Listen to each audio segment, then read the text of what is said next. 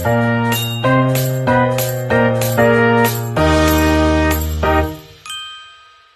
baik. Assalamualaikum warahmatullahi wabarakatuh. Perkenalkan, nama saya Anissa Salsabila dari S1 Kebidanan dengan NIM 202502080019. Nah, di sini saya akan mempresentasikan tentang limfatik atau sistem limfatik. Apa sih yang dimaksud sistem limfatik itu? Sistem limfatik adalah sistem jaringan dan organ yang membantu menjaga keseimbangan cairan tubuh, mengangkut lemak dari usus, serta berperan penting dalam pertahanan imunitas. Cairan yang berada di dalamnya disebut getah bening atau limfa. Nah, di sini ada komponen sistem limfatik. Komponen sistem limfatik itu dibagi menjadi dua. Yang pertama adalah pembuluh limfa. Pembuluh limfa tuh di sini tuh yang hijau-hijau ini. Hijau-hijau ini namanya pembuluh limfa. Lalu yang selanjutnya ada kelenjar limfa. Terdapat di leher, ketiak, lipat paha, rongga perut dan lainnya. Lalu apa sih fungsinya pembuluh limfa itu? Pembuluh limfa berfungsi mengangkut cairan limfa dari jaringan kembali ke sistem peredaran darah. Lalu selanjutnya ada organ-organ limfoid. Yang pertama ada timus. Timus itu di sini ya. Ini yang ini timus. Apa sih fungsi dari timus itu? Timus berfungsi untuk tempat pematangan sel T yang penting untuk kekebalan tubuh. Lalu selanjutnya ada limpa. Limpa itu yang bagian sini. Ini namanya limpa. Apa sih fungsi limpa itu? Limpa berfungsi menyaring darah, mencegah sel darah merah rusak, dan melawan infeksi. Lalu yang ketiga ada tonsil dan adenoid. Tonsil dan adenoid itu ada di sini ya. Ini adenoid tuh yang atas, yang bawah ini tonsil atau amandel. Apa sih fungsi tonsil dan amandel ini? Berfungsi untuk menangkap kuman yang masuk melalui mulut dan hidung. Makanya kalau kita sakit amandel itu kita bakalan merasa badan kita lemas karena yang diserang itu ini sistem kekebalan tubuhnya itu. Lalu selanjutnya ada usus halus. Apa sih fungsi dari usus halus itu?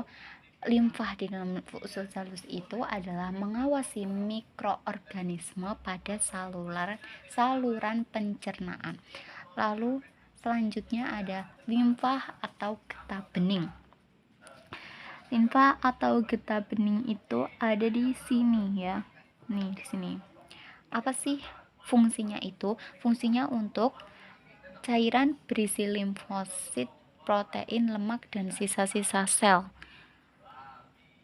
Lalu selanjutnya ada fungsi-fungsi umum sistem limfatik. Fungsinya yang pertama adalah mengatur keseimbangan cairan, lalu untuk menjaga sistem kekebalan tubuh, menghasilkan dan mengaktifkan limfosit, sel T dan B, terus lalu menyaring patogen melalui kelenjar limfa.